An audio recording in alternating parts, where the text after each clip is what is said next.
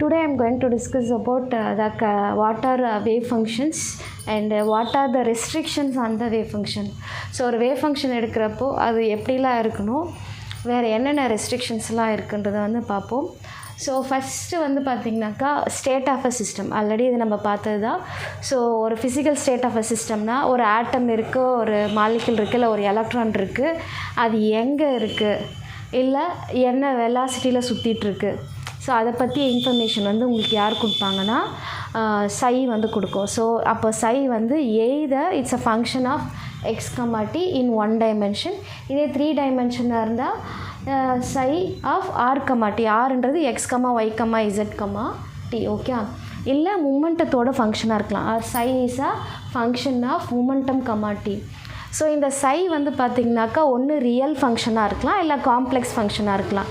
Suppose e power ix இல்லை e power alpha X, இல்லை அதனோட காம்ப்ளெக்ஸ் கான்ஜுகேட் என்ன e power minus alpha x. So complex கான்ஜுகேட்ன்றது in case when you have i term, அதுக்கு நம்ம என்ன பண்ணுவோம், காம்ப்ளெக்ஸ் கான்ஜுகேட் வந்து மைனஸ் எடுப்போம். அப்போது ஒன்று ஃபங்க்ஷன் வந்து மேபி சைன் எக்ஸாக இருக்கலாம், இல்லை காஸ் எக்ஸாக இருக்கலாம், இல்லை இ பவர் எக்ஸாக இருக்கலாம். இது வந்து ரியல் ஃபங்க்ஷன்ஸ். இப்போ காம்ப்ளெக்ஸ் ஃபங்க்ஷன்ஸ்னால் இ பவர் ஐயில் இல்லை சைன் எக்ஸ் ப்ளஸ் ஐ காஸ் எக்ஸ், இந்த மாதிரி வந்து உங்களுக்கு ரியல் ஃபங்க்ஷன்ஸ் ஆர் காம்ப்ளெக்ஸ் ஃபங்க்ஷன்ஸாக இருக்கலாம். ஸோ இப்போ ஒரு எலக்ட்ரான் இருக்குது, இல்லை அந்த ஆட்டம் இருக்குது. ஸோ அதனோட எல்லா இன்ஃபர்மேஷனையும் நம்ம எதிலிருந்து தெரிஞ்சுக்கலாம்னா இந்த வேவ் ஃபங்க்ஷன் சைலிருந்து நம்ம தெரிஞ்சுக்கலாம், okay. So it contains all the information about the system, okay. அப்போது வேவ் ஃபங்க்ஷன் வந்து கரெக்டாக நம்ம எழுதிட்டோனாக்கா அது வந்து என்னது அப்படின்னு சொல்லிட்டு நம்ம வந்து தெரிஞ்சுக்கலாம். இப்போது ஃபார் எக்ஸாம்பிள் 1s எலக்ட்ரானுக்கு ஒரு வேவ் ஃபங்க்ஷன் இருக்குன்னா அந்த வேவ் ஃபங்க்ஷன் பார்த்தோன்னே அதுக்கு ஒரு ஃபார்மேட் இருக்குது, இது 1s ஓடுது, இல்லை 2s ஓடுது, இல்லை 2p ஓடுது அப்படின்றத வந்து நம்ம ஜென்ரலைஸ்ட் வேவ் ஃபங்க்ஷன் அதுக்கு என்ன வேல்யூ வருன்றதை பொறுத்து நம்ம வந்து கண்டுபிடிக்கலாம். அப்போது so we can get all the information about the system by using the wave function, okay.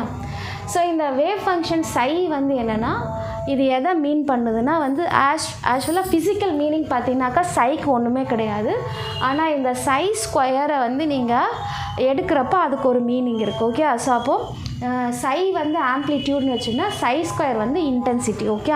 அப்போது modulus of psi of X comma D mod square வந்து பார்த்திங்கனாக்கா இட்ஸ் நோன் அஸ் இன்டென்சிட்டி, இல்லை ப்ராபபிலிட்டி டென்சிட்டின்னு சொல்லுவோம். ஸோ இந்த இன்டென்சிட்டியை வந்து into DX பண்ணுறப்போ வி கெட் த ப்ராபபிலிட்டி. அப்போ ப்ராபபிலிட்டி வந்து என்னது, இன்டென்சிட்டிக்கு இன்ட்டு டிஎக்ஸ், ஓகே. ஸோ அப்போது அதனோட மீனிங் என்னென்னா we are just taking the complex conjugate into the function corresponding function that gives the probability of finding the particle from the range வந்து x to x plus x, அதை தான் நம்ம இன்டெக்ரலில் வந்து சொல்லுவோம். So இதே வந்து ஒரு 3 டைமென்ஷனாக இருந்தால் இந்த எக்ஸ்க்கெல்லாம் x y z comma D mod square into d டவுன்றது என்னது dx dy dz, okay. So it is the probability of finding the particle in the all the dimensions, okay. அப்போது இந்த சை வந்து it must be a solution of Schrodinger equation, okay.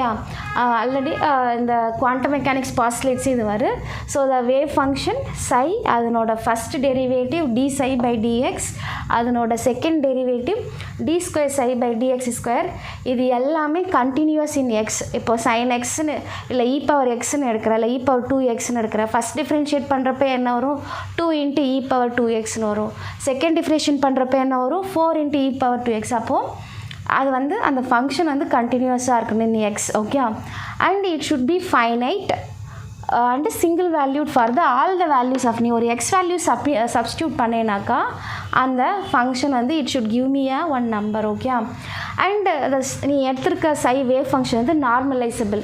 So பாண்ட் interpretation பிரகாரம் what is நார்மலைசேஷன்னா minus infinity to plus infinity psi star psi into dx equal to 1. இதுதான் வந்து normalisation condition.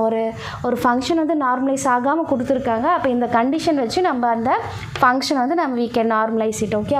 அதே மாதிரி psi must be quadratically integrable. Once நீங்கள் வந்து அதை நார்மலைஸ் பண்ணிட்டீங்க, இந்த மாதிரி minus infinity to plus infinity when you are taking the psi square into dx, so it always gives you some number, okay. அப்போது it can be quadratically integrable. We can நம்ம வந்து ஒரு given ரேஞ்சில் வச்சு அதை இன்டெகிரேட் பண்ணி நம்ம அதுக்கு ஒரு வேல்யூ எடுக்கலாம். ஸோ அதை தான் சொல்கிறாங்க. இது எல்லாமே வந்து சையோட ப்ராப்பர்ட்டிஸ் அண்ட் என்னென்ன ரெஸ்ட்ரிக்ஷன்ஸ் இருக்குது அப்படின்றது தான் இது. ஓகே. ஸோ அதுக்கப்புறம் வந்து நெக்ஸ்ட் செஷன் நினைப்பாங்கன்னா எதெல்லாம் வந்து அக்செப்டபிள் ஃபங்க்ஷன்ஸ், எது நான் அக்செப்டபிள் வேவ் ஃபங்க்ஷன்ஸ் சொல்லிட்டு பார்ப்போம். ஸோ அப்போ சையை பற்றி கரெக்டாக தெரிஞ்சுக்கிட்டா தான் குவாண்டம் மெக்கானிக்ஸில் என்ன பண்ண முடியும், நம்ம அந்த ஆப்ரேட்டரில் வச்சு ஆப்ரேட் பண்ணுறப்போ அது எப்படி பிஹேவ் பண்ணுதுன்னு தெரிஞ்சால் தான் அந்த லிமிட்குள்ளே அது டிஸப்பியர் ஆகுதா இல்லை அப்பியர் ஆகுதான்றதை வந்து நம்ம கரெக்டாக வந்து புரிஞ்சுட்டு we can solve that equation properly. So hope you understood this video. Thank you very much.